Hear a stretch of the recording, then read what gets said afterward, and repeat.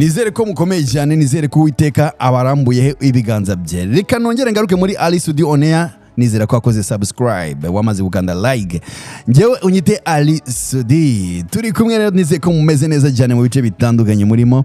Abantu mwese ndabasuhuje kandi buri gihe mba numva amababa y'Uwiteka man ariyo mbifuriza uko ababaho. Uyu munsi rero abana bubu bashobora kutumva ibyo ngiye kubaganiriza, ariko abakunzi b'umuziki, abakunzi b'amateka, abakunzi b'utuntu dutangaje kandi dushimishije, iki ni ikintu n'inkuru yabashimisha, n'inkuru nizera ko yabashimisha n'abakunda umuziki, cyane cyane n'umuziki wo hambere. Uyu munsi ngiye kubaganiriza ku mateka mu banyabigwi bageze cyangwa se mu bantu bakoze umuziki wo mu Rwanda bo hambere. Ndakuganiriza kuyitwaga Orchestre Les Anges. Iyi ni Les Anges cyangwa se Abamalayika 8 ni orchestre yabaye ikora turimbo twinshi abantu bakunze, ariko iza gusenyuka biturutse gusa kwibwa piano.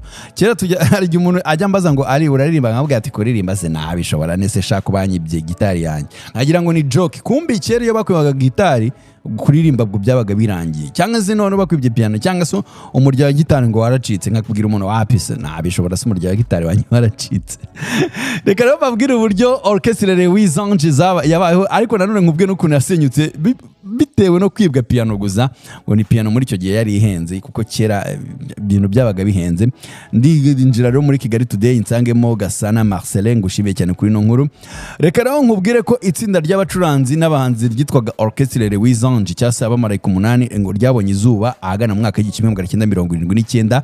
hari ku Muhima mu mujyi wa Kigali, rero ritangijwe n'abana bo mu muryango wa nyakwigendera Gasana Gaeta cyangwa se bitaga Kayitani, n'abandi bo mu miryango y'inshuti izabo, no kuvuga imiryango y'inshuti ya hafi yabo.